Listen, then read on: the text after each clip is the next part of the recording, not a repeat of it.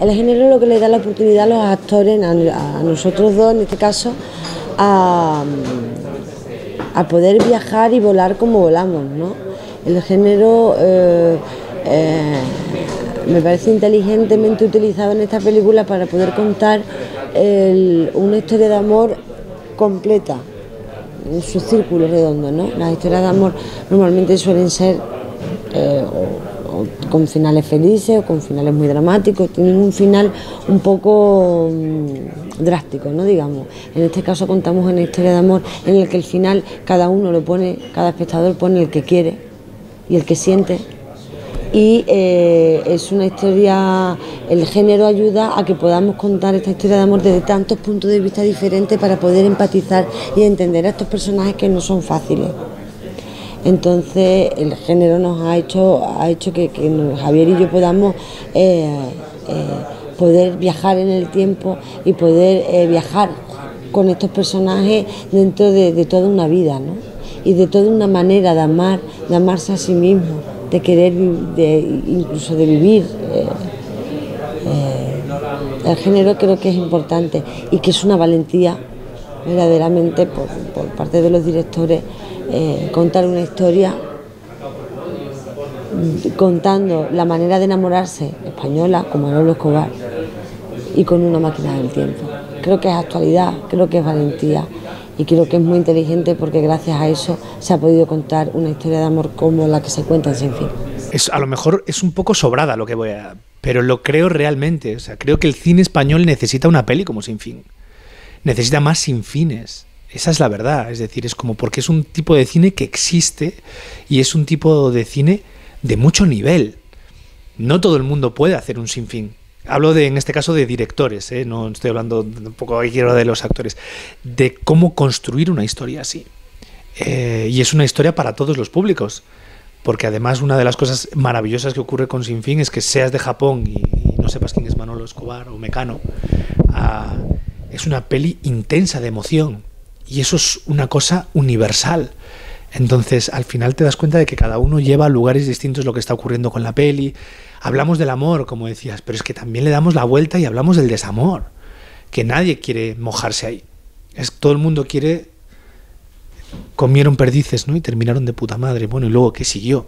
Entonces hay ahí como una serie de condicionantes que a mí como espectador, ya no como trabajador de Sin Fin, como espectador a mí me vuelven loco, ¿sabes? De decir, bueno, esto es una historia que contar. Pero fíjate que tengo que decirte que esta película, por ejemplo, los personajes, cuando me has hecho la pregunta sobre el género, los personajes, que verdaderamente los personajes tienen que tener más humanidad que nunca.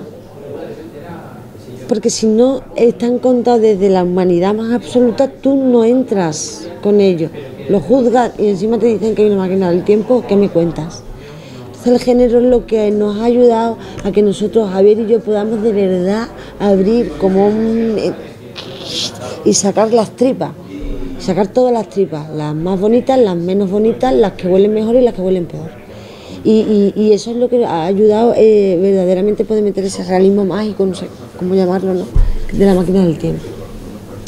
Y está ese extremo de ese realismo mágico y está ese extremo de esa verdad absoluta que tienen que tener estos personajes como humanos y como pareja a la hora de vivir, a la hora de amar. Ellos se van a contar desde muchos sitios diferentes y esta máquina del tiempo hace que tengan una segunda oportunidad para poderse contar desde otros sitios diferentes que también lo tienen, ¿no? La cosa es, han tenido la oportunidad de verlo antes, no, si la máquina del tiempo hubiera sido imposible, poder verlo desde tantos puntos de vista y no hubieran tenido las oportunidades que tienen de poder amar como ellos aman. No digo ni de verdad ni de mentira, eso ya que el espectador lo decida. Y es una peli que yo sé ya a día de hoy que va a envejecer muy bien. No es una película que sea caduca dentro de 5 años que la veas y digas, bueno, esto es un poco regulero. No, dentro de 20 años esta película seguirá ocurriendo esas mismas sensaciones y me parece súper interesante. Cuando llegó el corto a casa, yo me recuerdo que lo leí, me pareció especial, me pareció diferente, me pareció muy arriesgado, me gustaba por extraño, ¿no? Y cuando lo hicimos realmente no hubo tiempo de nada, porque Javier y yo no nos conocíamos, estamos trabajando, lo hicimos en 15 días, pues como pudimos, ¿no? Y no tuvimos el proceso de trabajo que se merecen estos personajes y esta película. Ellos se dieron cuenta y ahí creo que hay inteligencia y ahí hay un valor, el valor de que no quieren hacer un producto, sino que quieren contar una historia, que dijeron con un corto nos quedamos cortos. Vamos a ser valientes, vamos a rectificar, como los personajes en este caso, ¿no? Ellos han tenido una máquina del tiempo y han dicho vamos a hacer el largo, vamos a repetir. Eso fue un regalo para nosotros, para Javi y para mí, porque gracias al largometraje pudimos estos personajes contarlo, porque si no es imposible contar este recorrido, ¿no? Y nos metimos de cabeza en otro viaje completamente diferente, evidentemente con una referencia bastante clara, que el corto sí que nos ayudaba a tenerla, pero el personaje de María, por ejemplo, cambió hasta de color de pelo, o sea, no tenía nada que ver, y ellos cambiaron mucho, o sea, sí que había una referencia en general, pero el alma, que es lo que no conseguimos hacer porque no tuvimos tiempo en el corto, la rescatamos en el largo. Para nosotros la mejor forma de rodar hubiese sido de manera cronológica, pero para eso nos tendríamos que haber extendido en el tiempo muchísimo, ¿no? Y eso no nos lo podíamos permitir.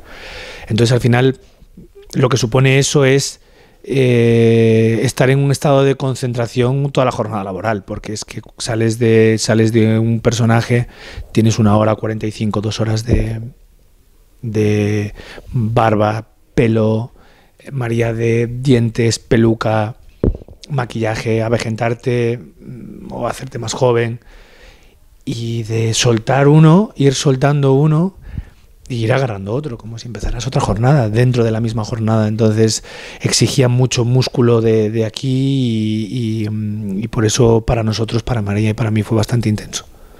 Para mí energéticamente era muy complicado, sobre todo pasar de la mayor a la joven. Porque de la joven a la mayor, bueno, había un cambio de energía, pero era bajar, había una contención y sí que me dejaba restos de ilusión. Pero cuando era al contrario, cuando era la mayor y me tenía que ir a la joven, tenía que quitarme todo lo que tenía y volver como si le diera como a un calcetín la vuelta.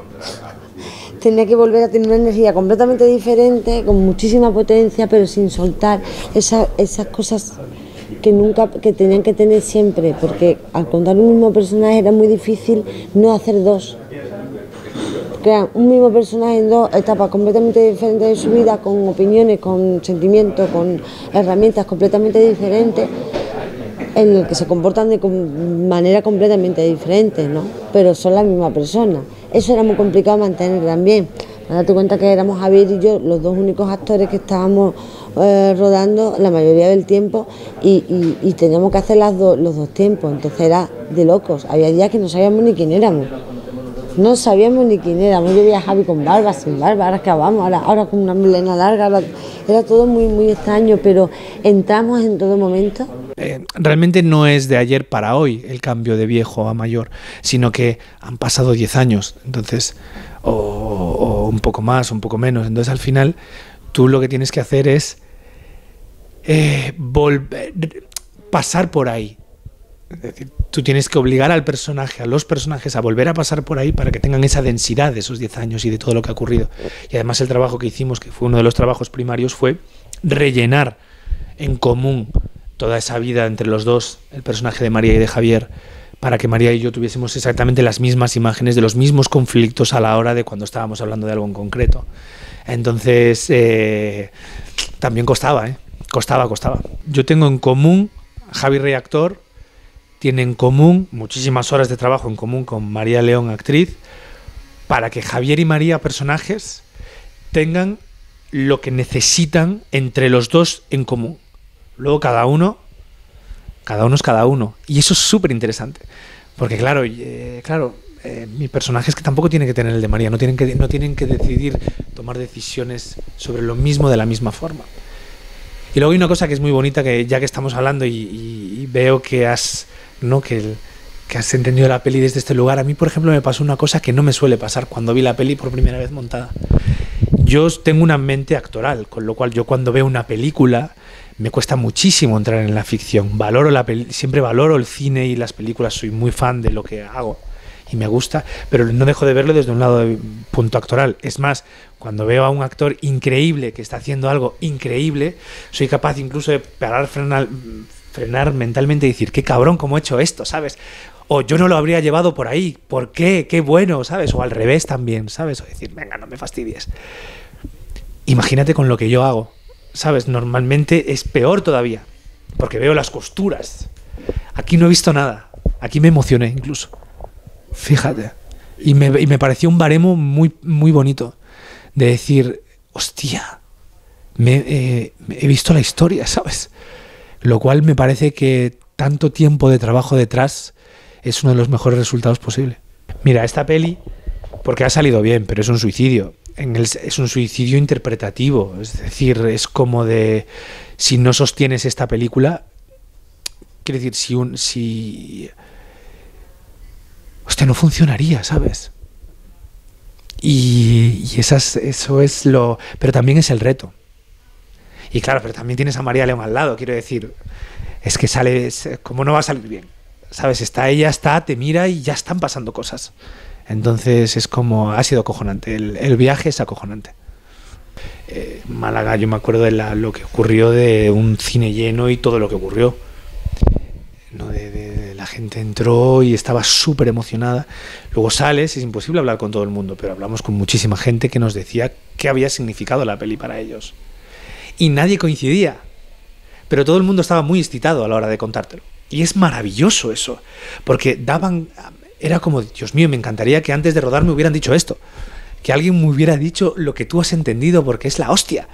Entonces es como, y todos tienen un valor. Hay gente que tendía a hacer como muchas cábalas para su propio final y justificarlo, y hay gente que hacía finales de, es esto.